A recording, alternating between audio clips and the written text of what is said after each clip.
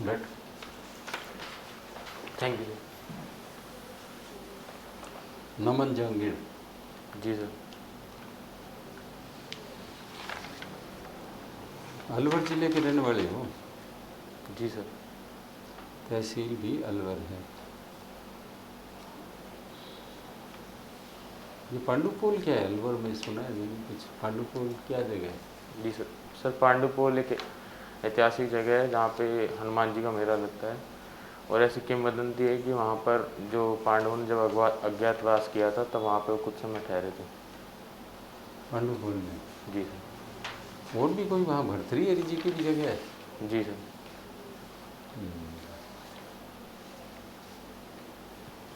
कोई झील वगैरह है वहाँ? जी सर। कौन सी? सर वहाँ पर एक जैसमंद झील है और सिलीसेड झील भी है। अच्छा, तो आपका ये एक्सपीरियंस भी है, 1.5 साल आपने सर्विस की है। जी सर। ये कोई कोल्ड स्टील कॉरपोरेशन है, जी तो सर। ये कोल्ड स्टील कॉरपोरेशन गवर्नमेंट की है, प्राइवेट है, क्या है? सर ये प्राइवेट कंपनी है। प्राइवेट है। जी सर। इसका नाम ऐसा लगता है जैसे सरकारी हो। कॉरपोरेशन बोर्ड ये तो सरकारी होते हैं। और फिर आपकी विशेष इसमें जो काम आपने ड्राइंग एंड वो डिज़ाइन एंड डिटेलिंग में किया है, जी सर। तो डिज़ाइन एंड डिटेलिंग में से क्या मतलब है, इसमें क्या कुछ आता है? जी सर, ये जो कोल्ड स्टील कॉरपोरेशन कंपनी है ये basically pre engineered steel buildings बनाती है। तो सर वहाँ पे मैं असिस्टेंट डिज़ाइन इंजीनियर अपॉइंट था, तो वहाँ पर जो बिल्डिंग्स का ओवरऑल स्ट्रक्चर का स्टैड प्रो में डिज़ाइन बनाना होता था। साथ में उस स्ट्रक्चर का क्लाइंट को बेसिक आइडिया देने के लिए उसका ऑटोकैड में उसकी प्लान्स और उसके व्यूज़ बनाए जाते थे। आप वॉलीबॉल के खिलाड़ी हैं? वॉलीबॉल की आपकी हॉबी है वॉलीबॉल खेलना? जी सर। तो वॉलीबॉल कितनी तरह से खेला जाता है? सर वॉलीबॉल सर 2 तरीके से खेला जाता है सर। एक तो नॉर्मल ग्राउंड में और एक बीच वॉलीबॉल होता है सर। वो शूटिंग और स्मैश जैसे बोलते हैं कि ये। जी सर, वो उसमें टाइप्स हैं कि कैसे कैसे उसमें मूव्स हैं जो अलग अलग खेले जाते हैं। जैसे फॉर्मेशंस हैं, तो उसमें एक सेटर होता है, एक लिब्रियो होता है, और कुछ शूटिंग के लिए होता है, कुछ डिफेंस में खिलाड़ी होते हैं।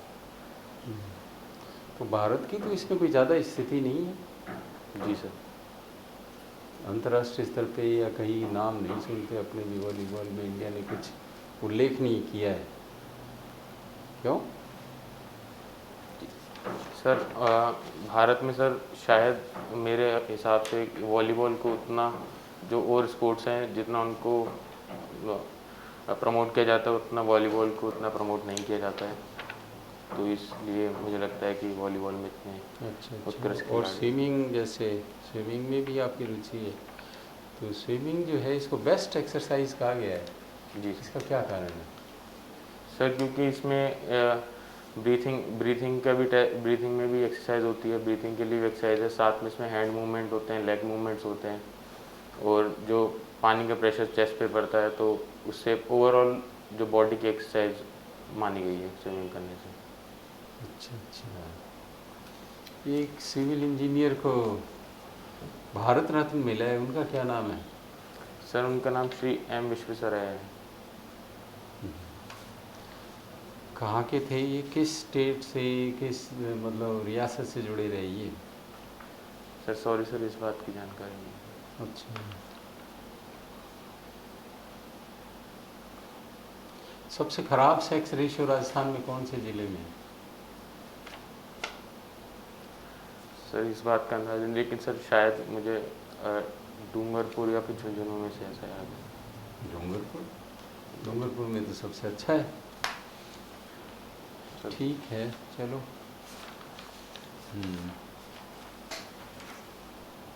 नमन। जी सर।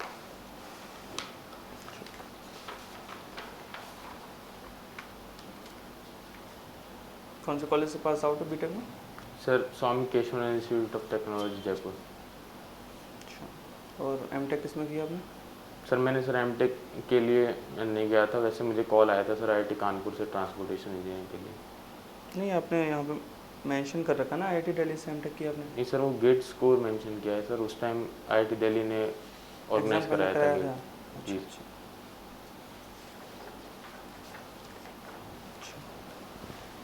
तो आपने एमटेक के लिए अप्लाई नहीं किया मतलब है? जी सर। तो उसके बाद इसमें आप काम कर रहे हैं मतलब पुलिस टीम में? नहीं सर, मैंने 2018 में एएन के एग्ज़ाम से पहले जॉब छोड़ दिया था। मैंने 2016 से 2017 मई से लेकर 2018 दिसंबर तक जॉब किया था। उसके बाद मैंने एएन के एग्ज़ाम के लिए जॉब छोड़ दिया था। फिर उसके बाद सर मैंने जब मैं आईआईटी से एमटेक का कॉल आया तो मैं यूपीपीएससी एएन का एग्ज़ाम भी था, तो इसलिए मैंने एमटेक ज्वाइन नहीं किया था। तो उसमें हो गया यूपीपीएससी? जी सर। ठीक है। क्या पढ़ के आए हो? टेक्निकल में आरसीसी, स्टील, सोम, इरिगेशन। अच्छा। टाइप्स ऑफ स्टील बताओ मुझे। सर माइल्ड स्टील है, mild steel, cast iron steel, wrought iron, pig iron. अच्छा। अलग अलग टाइप से अगर हम बात करें तो जॉइंट्स होते हैं कुछ, जी सर। कौन कौन से होते हैं? सर एक तो लैप जॉइंट होता है, एक बट जॉइंट होता है, और सर बट जॉइंट में ही डबल कवर बट जॉइंट होता है, सिंगल कवर बट जॉइंट होता है। कौन सा अच्छा रहता है? Sir double cover butt joint ज़्यादा अच्छा रहता है। ज़्यादा अच्छा रहता है? जी सर। किसके लिए? ग्रेजुअल लोड के लिए या इम्पैक्ट लोड के लिए? सर इस बात की जानकारी नहीं। क्या होता है ग्रेजुअल लोड? सर जो सडनली अप्लाइड नहीं होता और एक लॉन्ग टर्म में धीरे धीरे अप्लाई होता है। और sudden load? Sir sudden load, impact load जिसे भी कह सकते हैं, जैसे कि जैसे हैवी ड्यूटी क्रेन है उसमें इम्पैक्ट लोड कंसिडर करते हैं। तो सडन लोड और इम्पैक्ट लोड एक ही है? सर मुझे तो ऐसा ही लगा। हम्म? सर मेरे अकॉर्डिंग तो ये अच्छा, आपके अकॉर्डिंग यही सही है? मुझे ऐसा लगा। ठीक है। आरसीसी में रीइंफोर्समेंट की जगह पे क्या यूज़ किया जाता है? सर आरसीसी में रेनफोर्समेंट की जगह पे रेनफोर्समेंट यूज़ करते हैं। नहीं, मटेरियल का नाम तो होगा कुछ। But do you understand by reinforcement? अच्छा सर, वो मतलब डिफॉर्म्ड बार यूज़ करते हैं या फिर प्लेन बार भी यूज़ कर सकते हैं। अच्छा, डिफॉर्म्ड बार और प्लेन बार में क्या डिफरेंस होता है? सर प्लेन बार जो है उसमें रिब्स नहीं होती हैं, जिससे कि जो बॉन्ड स्ट्रेंथ है उसकी कम होती है। लेकिन जो डिफॉर्म्ड बार होती हैं वो हाई ग्रेड की होती हैं, उसमें रिब्स भी होती हैं जो कि बॉन्ड स्ट्रेंथ को इम्प्रूव करती हैं। तो कार्बन कंटेंट किसमें ज़्यादा होता है? सर कार्बन कंटेंट जैसे जैसे हम हाई यील्ड स्ट्रेंथ की तरफ बढ़ते जाते हैं तो उसमें कार्बन कंटेंट जो है वो बढ़ता जाता है। HYSD और माइल्ड स्टील में अगर कंपेयर करें जी। तो किसमें कार्बन कंटेंट ज़्यादा होगा? सर HYSD बार में कार्बन कंटेंट ज़्यादा होगा। ज़्यादा होगा। जी। और कार्बन कंटेंट अगर ज़्यादा हुआ किसी पर्टिकुलर आइटम में तो उसकी स्ट्रेंथ बढ़ेगी कि कम होगी? सर उसकी स्ट्रेंथ अगर डक्टिलिटी से रिलेटेड है तो डक्टिलिटी के एस्पेक्ट में तो कम होगी, और वैसे उसकी यील्ड स्ट्रेंथ सर बढ़ेगी। स्ट्रेंथ बढ़ेगी। जी। फेलियर होता है, एक होता है ब्रिटल फेलियर, एक होता है डक्टाइल फेलियर। जी। क्या होता है? सर ब्रिटल फेलियर जब है, जब हमारा अगर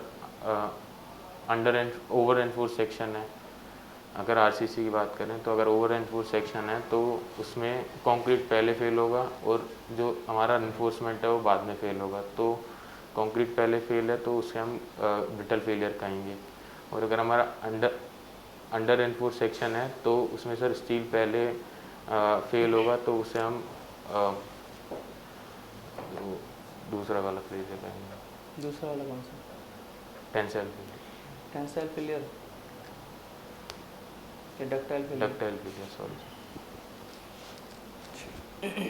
क्या फेलियर से आप क्या समझते हैं? सर फेलियर से हम दो तरीके से अंदाज़ लगा सकते हैं कि या तो वो स्ट्रक्चर जो है वो जिस पर्पस के लिए बनाया गया था वो पर्पस फुलफिल ना करे, या फिर जो एलिमेंट जिस लोड के लिए डिज़ाइन किया गया था वो लोड लेने में वो सक्षम ना हो। अच्छा, तो वो फेलियर हो गया। जी सर। और फिर रप्चर क्या होगा या फ्रैक्चर क्या होगा?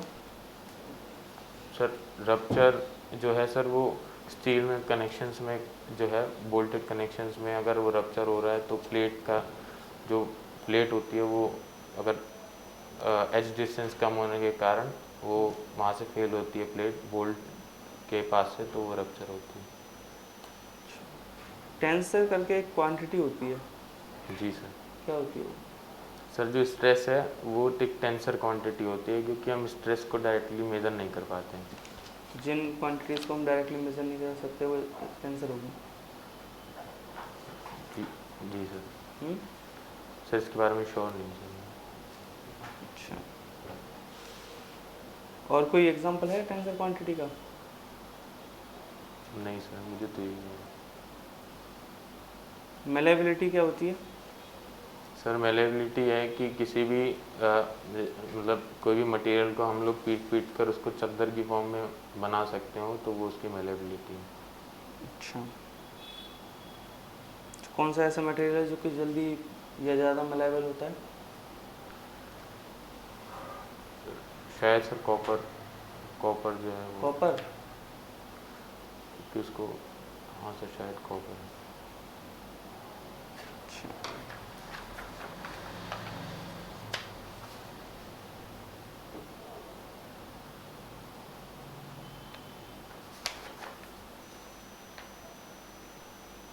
सीमेंट के कुछ टेस्ट बता दीजिए आप मुझे।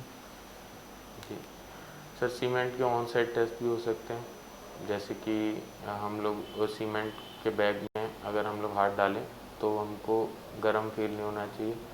सीमेंट को अगर हम लोग एक बाल्टी में क्यों गर्म फील क्यों नहीं होना चाहिए?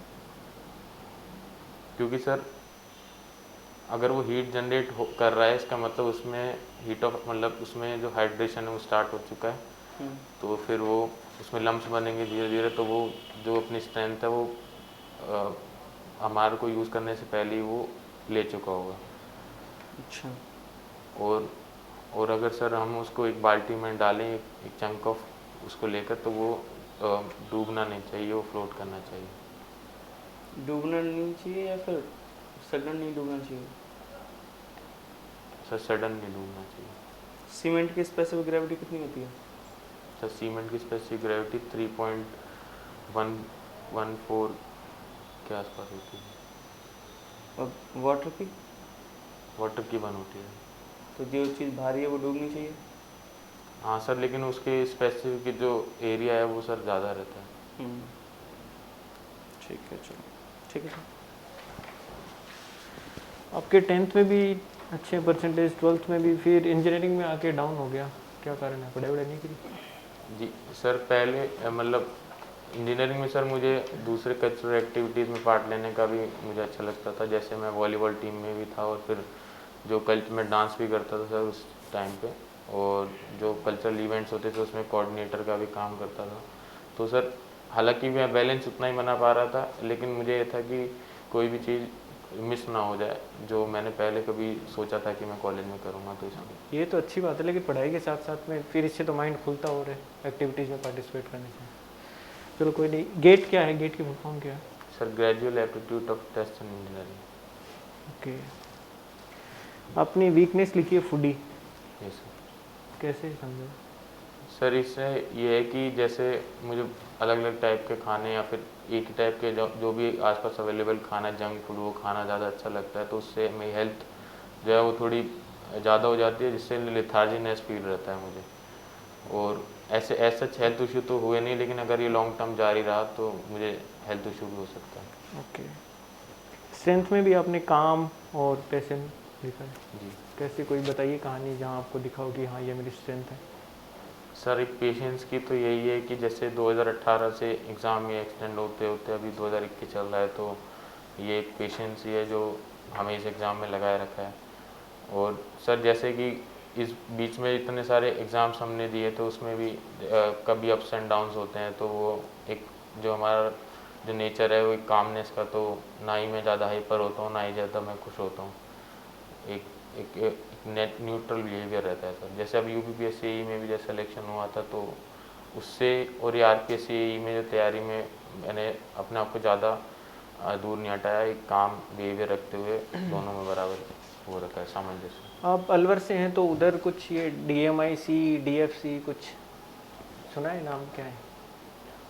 जी सर, डेडिकेटेड फ्राइट कॉरिडोर जैसा।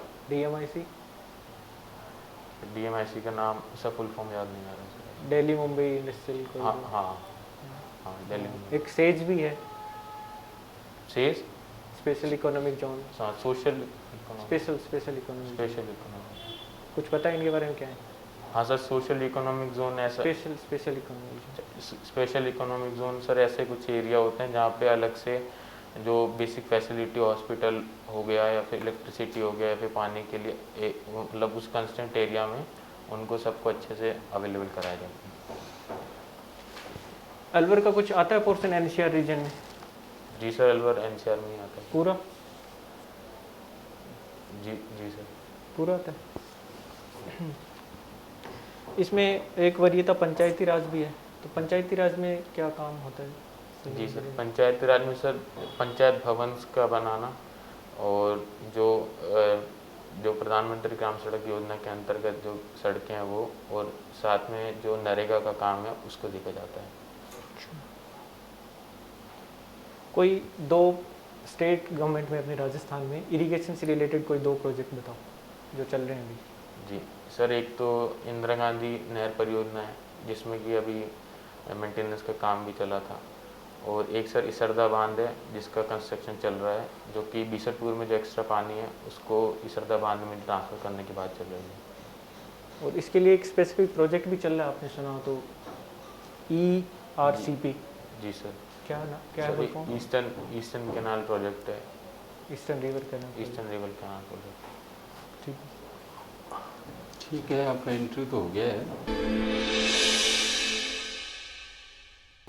थोड़ा हम सजेशंस देंगे आपको। एक तो जैसे आपने घुटनों पे हाथ रख रखा है ना, ऐसा लगता है जैसे आप जल्दी में हैं, उठ के जाने वाले हैं, इससे ऐसा लगता है। टेंशन तो दिख ही रहा है, और बाकी इससे ये लगता है जैसे आप जल्दी से में हैं और जल्दी आप इंटरव्यू लो फिर मैं चलूँ। तो इस पोस्चर को ठीक करो, हाथों को बीच में रख लो यूँ करके, और यूँ मुट्ठी नहीं बढ़ाओ या यूँ नहीं करें, बस सिंपल तरीके से, और रिलैक्स्ड रहें। यहाँ नहीं रखें, इसके ऊपर मत रखें, थाई के ऊपर नहीं रखें, बीच में रखें बस, और रिलैक्स्ड रहो। क्योंकि अब आप, मैंने कहा ना, कुछ नहीं कर सकते, जो आपके पास नॉलेज है उसी को आप एक्सप्रेस कर सकते हो, और कुछ नहीं है आपके हाथ में। तो जब आप इंटरव्यू के लिए जाएं तो सबसे पहले जो कुछ इन्फॉर्मेशन आपने दी है उसके बारे में पूरी डिटेल्स की जानकारी आप लेके जाएं। जैसे कोल्ड स्टील, अब कोल्ड स्टील क्या है, तो और दूसरी तरह की स्टील कौन से होंगे, क्या कोई हॉट स्टील भी होता है, फिर और भी इसमें टेक्निकल क्वेश्चंस भी बनते हैं जी, और भी फूडी है तो फूड से भी क्वेश्चन आ सकता है कि पूछ सकते हैं, फूड सिक्योरिटी पे भी पूछ सकते हैं, फूड सिक्योरिटी क्या है। और पंचायती राज पे जैसे आपने प्रेफरेंस दी, तो पंचायती राज के ऊपर भी क्वेश्चंस पूछे जा सकते हैं। तो हर एक पॉइंट पे आप ये मानो कि ये क्वेश्चन का ये भी एक भंडार है।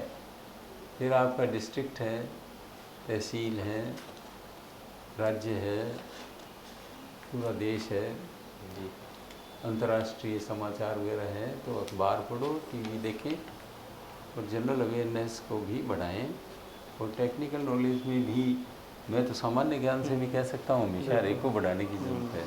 पोस्चर को थोड़ा इम्प्रूव करने की ज़रूरत है। और फूडी हैं, आप ये जानते हैं कि मैं फूडी हूँ और इससे आगे हेल्थ कॉम्प्लिकेशंस हो सकते हैं, तो ऐसा व्यक्ति खुद को ठीक भी रख सकता है। जी ठीक है, थैंक यू। सर। ये इससे पहले एक मॉक इंटरव्यू दिया था मैंने, तो उसमें क्या था कि मैं स्टार्टिंग में तो ऐसे बैठा था स्टिल ओके, लेकिन टाइम होते साथ तो मैं सब बॉडी आगे चली गई और मैं सब टेढ़ा हो गया। तो फिर मैंने घर पे सोचा कि कैसे करें, तो फिर मैंने सोचा कि ऐसे स्टिल ऐसे करके जिससे कमर भी सीधी रहेगी और मैं स्टिल भी बैठा रहूँगा। नहीं, फिर भी रिलैक्स्ड रहो, कमर सीधी रखो और बीच में कर लो। इससे ज़्यादा आप लग रहा है कि आप ऐसे, हाँ, ये जैसे आप टेंस हो रहे हैं, हाँ, टेंस हो के आप सहारा दे रहे हैं। सहारा दीजिए, बोलिए। क्या सिविल इंजीनियरिंग लगा रहे हो, इसमें भी सहारा देने के लिए हाथों को ये। वहाँ तो फील्ड में एक्टिव रहना पड़ेगा। हाँ, थोड़ा चुस्त रहे।